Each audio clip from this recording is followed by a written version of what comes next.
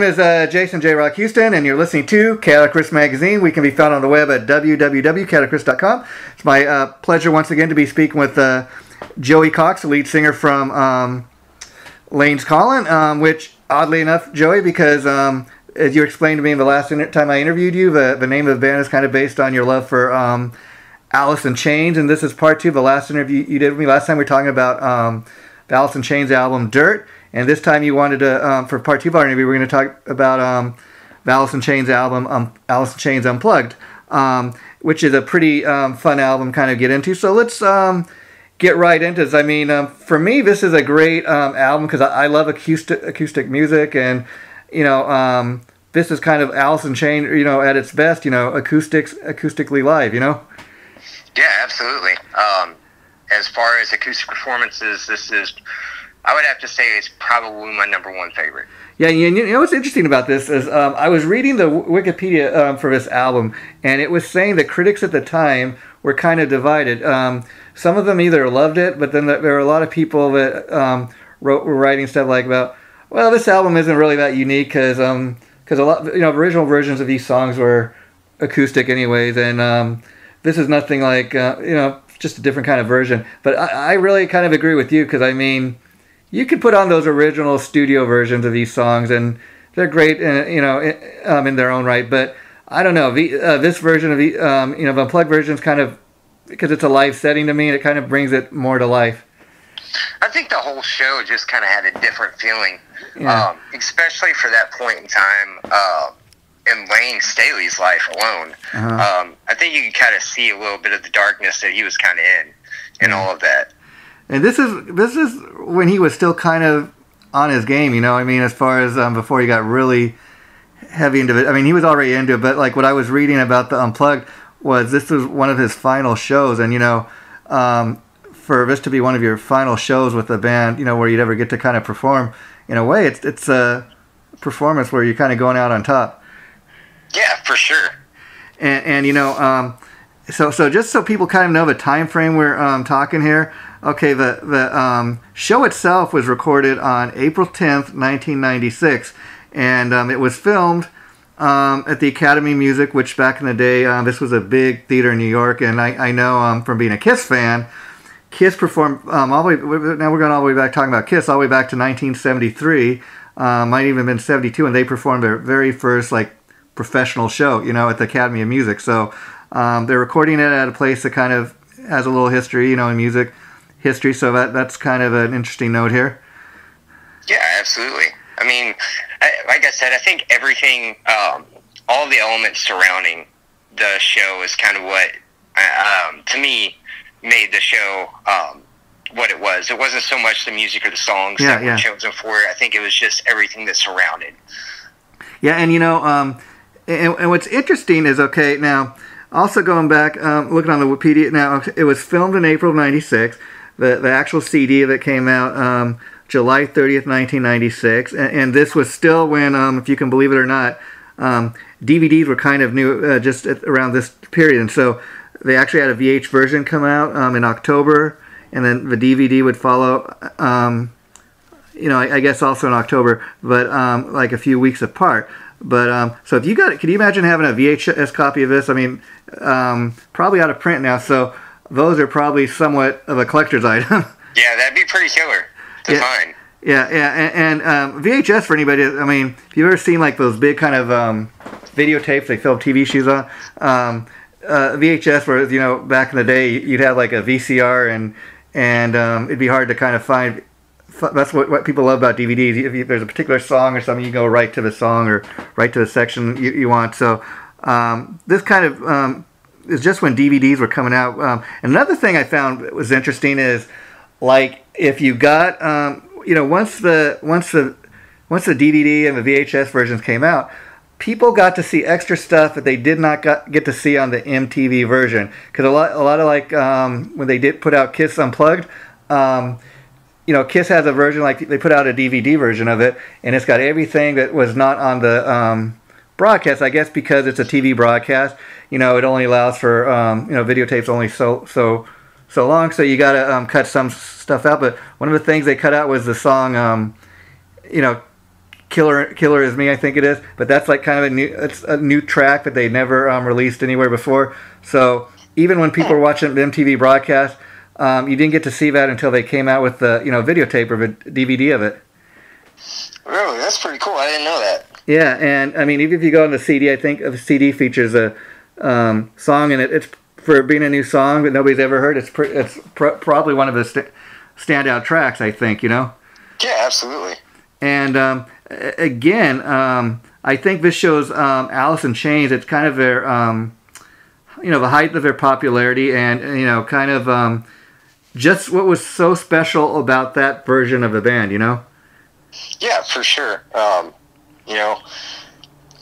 mean, as far as being like a big Alice in Chains fan, Nutshell from actually the Unplugged MTV version. Yeah. I remember watching that as a kid, and that was one of the first things that I ever actually sat down and taught myself how to play on guitar. I was like, that's just fucking killer. Yeah, and then just to go down some of the other tracks, you listen, Nutshell. That's kind of what opens this thing with, and you got Brother, Sludge Factory, Down in a Hole, Angry Chair, Rooster, Got Me Wrong, Heaven Beside You, Wood, Frogs, Over Now, and again this new track, Killer Is Me. And it's kind of interesting because you pretty much get all, at that point, if you're an Alice in Chains fan, you get all kind of the hits. The songs were kind of really big in the day. The only one that's not on here that I wish they would have performed, but again, I think it's just a matter of you only have some, when you perform, especially on a TV show like that, you only have so many songs you can fit into the set. But I thought I kind of wish they would have also put in the song "I Stay Away," because that was even before the Unplugged show, the first thing kind of that Alice in Chains ever did acoustic wise was that EP "Jar of Flies," and that was kind of after the first album Facelift. That was kind of their first next big hit and stuff. When they started doing stuff acoustically was that song "I Stay Away," and that's the song that kind of introduced Mike Inez on bass when he came into the band. So, but again, I think this was one of those shows where for mass fan appeal, let's put in all the hits, and this is what we have time to do. But I think it was a good representation of what Alice in Chains was known for, up until that point. Oh, absolutely. And I absolutely agree with "I Stay Away." I think having that added in there with orchestra behind it would have been absolutely amazing and set that whole performance. I mean, as far as, my favorite Alice in Chains, acoustic tracks, I gotta say, probably my top two would have to be, I love all this stuff that's on the Unplugged CD, but just my own personal opinion thrown in there. We mentioned "I Stay Away," and then I have to also say "Heaven Beside You," which is on Unplugged. Heaven Beside You is pretty awesome as well. I'm a big fan of that one. Yeah, those two tracks. But then what I think Alice in Chains was able to kind of prove with their Unplugged is typically when you hear the word just acoustic, you think, oh, okay, acoustic. This is it's going to be something soft. But Alice in Chains is one of those bands was actually able to go on Unplugged and prove that just because you're doing something acoustically does not mean it's going to be mellow. You can really rock up a song acoustically. Yeah, absolutely. And I think, again, being a Kiss fan, when I seen the Kiss Unplugged, the thing I liked about Kiss when they did their Unplugged show was they put in a lot of their Unplugged set list songs that maybe they hadn't played in years. And I heard Paul Stanley talk about the fact that there's a song off of the second Kiss album from 1974 called "Coming Home." They hadn't done that in years, and it's kind of a song that really it's kind of got a rockin' sound, but acoustically it kind of takes on a new sound, a new life, which a lot of times you're able to do when you do something acoustically and you're kind of trying to figure it out, for the very first time. But it kind of gave some of those early Kiss songs new life, and part of the reason because they hadn't been played in so many years, it's like, wow, I forgot what a great song that was. I got to go back and listen to that now.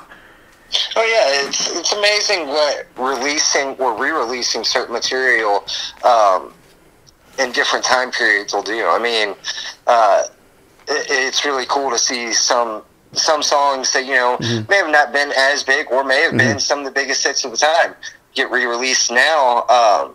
And, you know, some of these artists might be throwing different elements in there, which is more cool, you know, getting to check out the cool little Easter eggs they throw in. Yeah, yeah. But, you know, it's kind of cool just to see how just different time periods will affect the way music kind of speaks to its audience. And you know, one of the first kind of hard rock bands to kind of really make the, you know, the Unplugged thing really famous, kind of not really associated with MTV Unplugged, but was Tesla. You know, when they put out that live album in 1991, and they had the big hit with Signs. Now that was a cover they did from this band from you know, the 1970s called the Five-Man Electrical Band. And the interesting thing was, you know, Tesla is one of those bands that they're covering this band, a great rock song, Signs, and even at that point, more people are probably aware of who Tesla is than have ever heard of a five-man electrical band, you know, unless you were around for, you know, in the 70s. But even then, they weren't even as big as Tesla.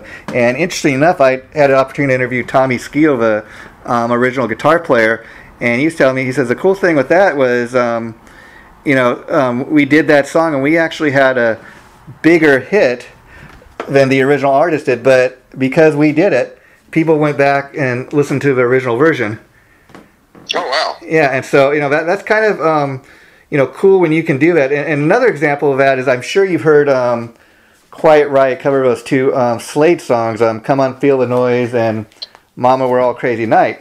Now, absolutely. I mean, who hasn't? and what's funny about that is last year Slade put out a, you know, kind of a greatest hits collection, and I went back, and Slade is one of those bands, because they, you know, their heyday is kind of long past, but you know, when you think of Slade, you think of those two songs Quiet Riot did. But I got this greatest hits collection, and I will tell you, I'm guilty of this myself.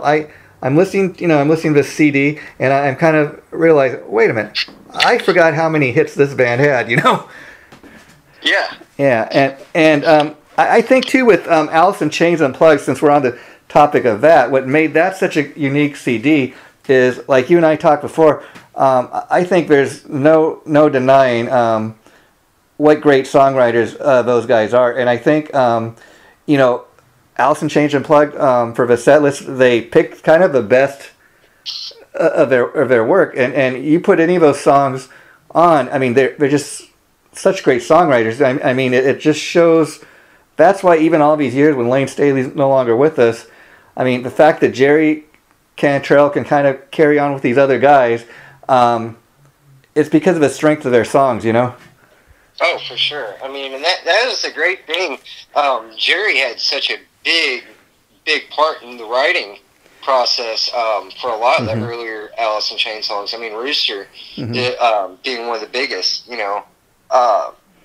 But that was kind of cool, because you kind of seen, you know, though you lost Layne, and as tragic as it may be, you're absolutely right. It's really cool to see him carry on today with different musicians, and even Will Duvall. You know, he does a great job stepping in. Oh yeah.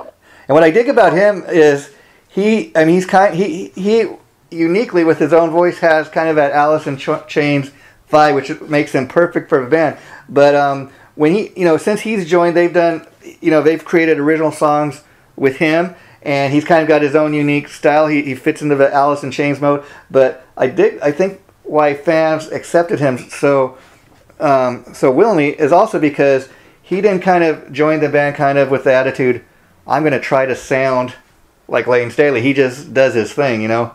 Yeah, absolutely. Yeah, and you know, another track that I'm kind of interested that they didn't feature on here was Man in the Box, because, you know, that's one of their biggest hits. But then again, I'm kind of thinking as we speak, oh, Man in the Box, okay, maybe they tried to do that. Maybe it couldn't, maybe it wouldn't really work too well acoustically, who knows. But, you know, so that's kind of an interesting, I always kind of wonder about that, why that wasn't featured. But, you know, who knows. There's a lot of stuff that's going on in Man in the Box. I'm wondering, you know, kind of if that was just more of a, because they do use a lot of effects. I mean, you have the vocal effects with the wallet. Oh, yeah, there you go, yeah. You know, So translating that over to an acoustic's probably not going to be the best fit, but that would be interesting to see. Yeah, or at least see them try, you know. Now, being a guy that's kind of influenced by Alice in Chains, have you ever tried to, you know, cover any of these songs, or, you know, just... yeah. Back when Laynes Calling first started, every show we used to cover at least one Alice in Chains song. Oh, cool. We started off doing Rooster, which was really cool. We got several write-ups just on our covers of those locally, and then we started playing, what was it? Wow. Well, that's all right. But yeah, so you have is the answer. And you know, another thing I was kind of sharing with you when we were supposed to do this the other day is I got on the Wikipedia and I found out that at the Unplugged show they actually had another guitar player named Scott Olson, and apparently he played with Hart from 1995 to 1998, and then from 2002 to 2003. And I bring this up because, again, you know, this is an album going back to 1996, but, you know, I even remember seeing the MTV performance, and sometimes, you know, your eyes and your ears play trick on you. I wasn't even, I guess I was maybe focused on Layne or Jerry, or, you know, or even Sean Kinney, or Mike Inez, but I did not notice that they had another guitar player, or I thought maybe you know, if I did, it's kind of something I wasn't really paying too much attention to, but I thought, oh, that's interesting. How did I not know that? I think that's something they really focus too much on in the performance. I mean, you have a lot of shots and close-up shots of Layne and Jerry. So I'm not sure if that was really something they tried to incorporate real heavy or not. Yeah, but and again, it's interesting because if you go back and you know, you listen to this, you know, you realize on the CD you get like a little bonus track, and then I kind of would like to ask somebody like, well, okay, that's a cool little thing, because as a fan, like when I buy a CD or even a video or something, I dig it when they put you know, extra stuff in there. I mean, I just got today, they put out a super deluxe version of like Black Sabbath Volume 4, and you get like 4 CDs of all this extra stuff that wasn't on the original package, and it's kind of neat, you know. It's kind of neat when you get stuff like that, because okay, I'm you know, I'm kind of getting my money's worth. I'm getting a little something extra, and I was kind of wondering, okay, well, if you're going to throw that little goodie in there on the CD, why would that not be one of the tracks you would kind of, you know, feature during the show? I don't know. Again, maybe they just thought, well, we'll go with the stuff everybody knows. I mean, yeah. yeah. So that's pretty. And then, you know, Unplugged, like, I do think this is one of the, if you go back and you look at MTV Unplugged, I mean, there's a handful of these shows that really stand out. I would say Alice in Chains Unplugged is one, Kiss Unplugged is one. I think, you know, what's interesting is, like, I know Poison did an Unplugged, but I don't think they had, like, they just did a few songs like Poison. I don't think they did like a complete set like Kiss or Alice in Chains, because on one of their albums they featured, like, I think they only did 4 songs, and I don't know if there's any other tracks, but see, there's only a few of those Unplugged shows that really stand out. I mean, the fact that Alice in Chains and Kiss are the only one to come to mind, but I think, you know, these guys, Alice in Chains, like, when they got the offer to do this, you know, they really, you could tell probably about a, you know, big major rehearsal going into it, and say, okay, we need this to, you know, really look good, because all these years later, you know, that if you go back and you look at the video, you know, from start to finish, the performance really stands out, and that's one of those performances people kind of even reference today when talking about Alice in Chains. Yeah, absolutely. Yeah, and again, it's interesting because, again, this was one of their final performances with Layne Staley. This was at the point when he was really heavy into his addiction, and it got to a point where the band really was, after this show, band really wasn't able to tour or do any live shows, and that's kind of what led to the you know, the breakup of the band for a while. Yeah, I mean, you had once again, it's so weird going back to this kind of time period, because you had so much going on in Layne's personal life that you kind of see in the show, but it was kind of the what's the word I'm looking for? Kind of the swan song, the final finale, if you will. Yeah, the precursor to everything that was to follow, you know. And what's interesting is not knowing what would come, you know, at this point when we're seeing the Alice in Chains Unplugged back in '96. Even though we knew at the time that he was going through a struggle, I remember when, you know, I finally heard the news the day, you know, the day it's reported that he died and he was found, you know, he overdosed in this. I was kind of, I was still as a fan kind of in a state of, oh wow, okay, he's lost the battle, you know, so to speak. Okay, he's no longer here. And then even at that point, you kind of assume, okay, Alice in Chains is just, okay, they can't possibly go on, you know, without this guy. And that was the case for many years. And then I don't remember what year it was. I think it was 2000 or something like that. When the guys, I think there was a Tsunami release, and they were offered to play the gig. And I think that's the point they got, you know, William Dafoe. And I think that was kind of a test gig for him to see if he, you know, how the fans accepted him, how he performed with the band. But like you said, Jerry kind of proved he was always kind of the, I mean, Alice in Chains as a band, you know, even Mike Inez at this point, I think he's a full-fledged member, you know, and it's a band together, but you would think when you lose a iconic lead singer like that, you think, okay, maybe they can't do it anymore, but they kind of proved everybody wrong, and they've been back ever since. Oh yeah, I mean, granted, I don't think they'll ever hit that peak, yeah, superstar peak again, where, you know, there's headlining every single festival out there. But I do think it's really cool to see them still going and continuing to be successful even through everything else that's going on. And what's interesting, even if you're a diehard Layne Staley fan, what's interesting is I dug some of the stuff Jerry put out as a solo artist, but I'll be honest, I'd much rather see Jerry perform with the surviving members of Alice in Chains and William Dafoe.